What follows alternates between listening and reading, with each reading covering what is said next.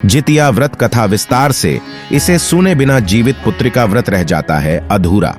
जितिया व्रत माताएं अपनी संतान की दीर्घायु के लिए रखती हैं। यह एक निर्जला व्रत है जो कि आश्विन मास के कृष्ण पक्ष की अष्टमी को रखा जाता है। मान्यता है कि इस व्रत को पूरी श्रद्धा से करने और जितिया व्रत की कथा को पढ़ने और सुनने वाली महिलाओं के बच्चे खुशहाल होते हैं और उनकी आयु लंबी होती है।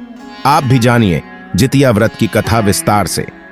एक बार नैमिषारण्य के निवासी ऋषियों ने संसार के कल्याणार्थ सूत जी से पूछा, हे सूत, कराल कलिकाल में लोगों के बालक किस तरह दीर्घायु होंगे सो कहिए।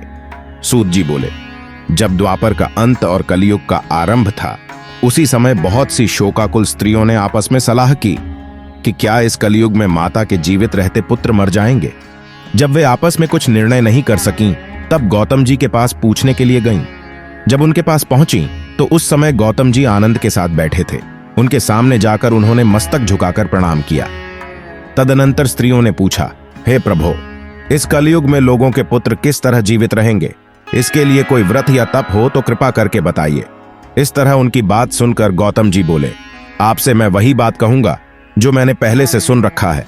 गौतम जी ने कहा, जब महाभारत युद्ध का अंत हो गया और द्रोण पुत्र अश्वत्थामा के द्वारा अपने बेटों को मरा देखकर सब पांडव बड़े दुखी हुए, तो पुत्र के शोक से व्याकुल होकर द्रौपदी अपनी सखियों के साथ ब्राह्मण श्रेष्ठ धौम्य के पास गईं और उसने धौम्य से कहा, हे विप्रेंद्र, कौन सा उपाय करने से बच्चे दीर्घायु हो सकते हैं? कृपा करके ठीक ठीक कहिए।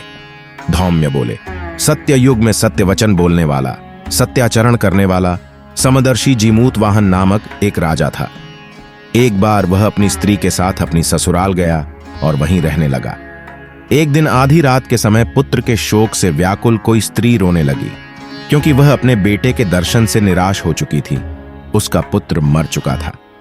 वह रोती हुई कहती थी, हाय, मुझ बूढ़ी माता के सामने मेरा बेटा मरा जा रहा है। उसका रुंदन सुनकर राजा जीमूतवाहन का तो मानो हृदय विदीर्ण हो गया। वह तत्काल उस स्त्री के पास गया और उससे पूछा, तुम्हारा बेटा कैसे मरा है? बूढ़ी ने कहा, गरुड़ प्रतिदिन आकर गांव के लड़कों को खा जाता है। इस पर दयालु राजा ने कहा, माता, अब तुम रो मत, आनंद से बैठो, मैं तुम्हारे बच्चे को बचाने का यत्न करता हूं। ऐसा कहकर राजा उस स्थान पर गया जहां गरुड़ आकर प्रतिदिन मांस खाया करता था। उसी समय गरुड़ भी उस पर टूट पड़ा और मांस खाने लगा। जब अतिशय तेजस्वी गरुड़ ने राजा का बायां अंग खा लिया तो झटपट राजा ने अपना दाहिना अंग फेरकर गरुड़ के सामने कर दिया। यह देखकर गरुड़ जी ने कहा, तुम कोई देवता हो? कौन हो तुम? मनुष्य तो नहीं जान पड़ते? अच्छा, अपना जन्म और कुल बताओ।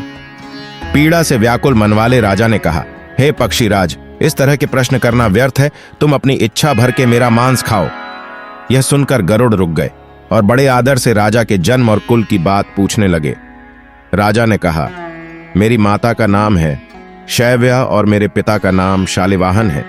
सूर्यवंश में मेरा जन्म हुआ है और जीमूतवाहन मेरा नाम है। राजा की दयालुता देखकर गरुड़ ने कहा, हे महाभाग, तुम्हारे मन में जो अभिलाषा हो वह वर मांगो। राजा ने कहा, हे पक्षीराज, यदि आप मुझे वर दे रहे हैं तो वर दीजिए कि आपने अब तक जिन प्राणियों को खाया है वे सब जीवित हो जाएं। हे स्वामिन, अब से आप यहाँ बालकों को न खाएं और कोई ऐसा उपाय करें कि जहां जो उत्पन्न हो वे लोग बहुत दिनों तक जीवित रहें। धौम्य ने कहा कि पक्षीराज गरुड़ राजा को वरदान देकर स्वयं अमृत लाने के लिए नागलोक चले गए। वहां से अमृत लाकर उन्होंने उन मरे मनुष्यों की हड्डियों पर बरसाया। ऐसा करने से सब लोग जीवित हो गए जिनको कि पहले गरुड़ ने खाया था। राजा के त्याग और गरुड़ की कृपा से वहां वालों का बहुत कष्ट दूर हो गया। उस समय राजा के शरीर की शोभा धूनी हो गई थी। राजा की दयालुता देखकर गरुड़ ने फिर कहा, मैं संसार के कल्याणार्थ एक और वरदान दूंगा। आज आश्विन कृष्ण सप्तमी से रहित शुभ अष्टमी तिथि है। आज ही तुमने यहाँ की प्रजा को जीवन दान दिया है। हे वत्स, अब से यह दिन ब्रह्मभाव हो गया है। जो मूर्ति भेद से विविध नामों से विख्यात है, वही त्रैलोक्य से पूजित दुर्गा अमृत प्राप्त करने के अर्थ में जीवित पुत्रिका कहलाई है। सो इस तिथि को जो स्त्रियां उस जीवित पुत्रिका की और कुश की आकृति बनाकर तुम्हारी पूजा करेंगी तो दिनों दिन उनका सौभाग्य बढ़ेगा और वंश की भी वृद्धि होती रहेगी। हे महाभाग, इस विषय में विचार करने की भी आवश्यकता नहीं है। हे राजन, सप्तमी से रहित और उदयातिथि की अष्टमी को व्रत करें। यानी सप्तमी विद्ध अष्टमी जिस दिन हो उस दिन व्रत न कर शुद्ध अष्टमी को व्रत करें और नवमी में पारण करें। यदि इस पर ध्यान न दिया गया तो फल नष्ट हो ही जाएगा और सौभाग्य तो अवश्य नष्ट हो जाएगा। जीमूत वाहन को इस तरह का वरदान देकर गरुड़ वैकुंठ धाम को चले गए और राजा भी अपनी पत्नी के साथ अपने नगर को वापस चले आए। धौम्य द्रौपदी से कहते हैं, हे देवी, मैंने यह अतिशय दुर्लभ व्रत तुमको बताया है। इस व्रत को करने से बच्चे दीर्घायु होते हैं। हे देवी, तुम भी पूर्वोक्त विधि से यह व्रत और दुर्गा जी का पूजन करो तो तुम्हें अभिलाषित फल प्राप्त होगा। मुनिराज धौम्य की बात सुनकर द्रौपदी के हृदय में एक प्रकार का कौतूहल उत्पन्न हुआ और पूर्वासिनी स्त्रियों को बुलाकर उनके साथ यह उत्तम व्रत किया। गौतम ने कहा, यह व्रत और इसके प्रभाव को किसी एक चिह्न ने सुन लिया और अपनी सखी सियारिन को बतलाया। इसके बाद पीपल वृक्ष की शाखा पर बैठकर उस चिह्न ने और उस वृक्ष के खोते में बैठकर सियारिन ने भी व्रत किया। फिर वही चिह्नी किसी उत्तम ब्राह्मण के मुंह से यह कथा सुनाई और पीपल के खोते में बैठी हुई अपनी सखी को सुनाया।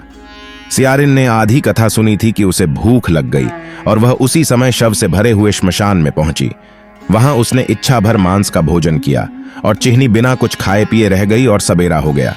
सबेरे वह गौशाले में गई और वहां गौ का दूध पिया। इस तरह नवमी को उसने पारण किया।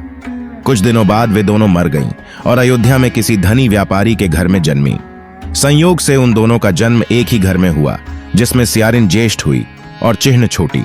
वे दोनों सभी शुभ लक्षणों से युक्त थीं, इसलिए बड़ी लड़की काशीराज के और छोटी उसके मंत्री के साथ गार्हपत्य अग्नि के सामने विधिपूर्वक ब्याही गई। पूर्व जन्म के कर्म फल से वह मृगनयनी रानी हुई। जिस किसी भी संतान को उत्पन्न करती वह मर जाती थी और पूर्व जन्म की बातों को स्मरण करने वाली मंत्री की पत्नी ने अष्ट वसुओं के सदृश तेजस्वी 8 बेटे उत्पन्न किए और सभी जीवित रह गए। अपनी बहन के पुत्रों को जीवित देखकर ईर्ष्यावश राजपत्नी ने अपने स्वामी से कहा कि यदि तुम मुझे जीवित रखना चाहते हो तो इस मंत्री के भी पुत्रों को उसी जगह भेज दो जहां मेरे बेटे गए हैं, अर्थात इन्हें मार डालो।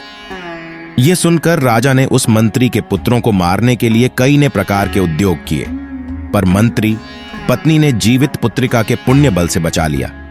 एक दिन राजा ने अपने आदमियों से उन पुत्रों का सिर कटवाकर पिटारी में रखवाया और वह पिटारी उनकी माता मंत्री पत्नी के पास भेज दिया। किंतु वे 8 शिर बेशकीमती जवाहरात हो गए और भले चंगे वे 8 लड़के अपनी माता के पास वापस चले गए। उनको जीवित देखकर राजपत्नी को बड़ा विस्मय हुआ। अंत में वह मंत्री की पत्नी के पास आई और उसने पूछा, बहन, तुमने कौन सा ऐसा पुण्य किया है जिससे बार बार मारे जाने पर भी तुम्हारे बेटे नहीं मरते? इस पर मंत्री की पत्नी ने कहा, पूर्व जन्म में मैं चिह्ल थी और तुम सियारिन, दोनों ने व्रत किया था। तुमने व्रत के नियमों का भली भांति पालन नहीं किया था और मैंने किया था। इसी दोष से है बहन, तुम्हारे बेटे नहीं जीते हैं।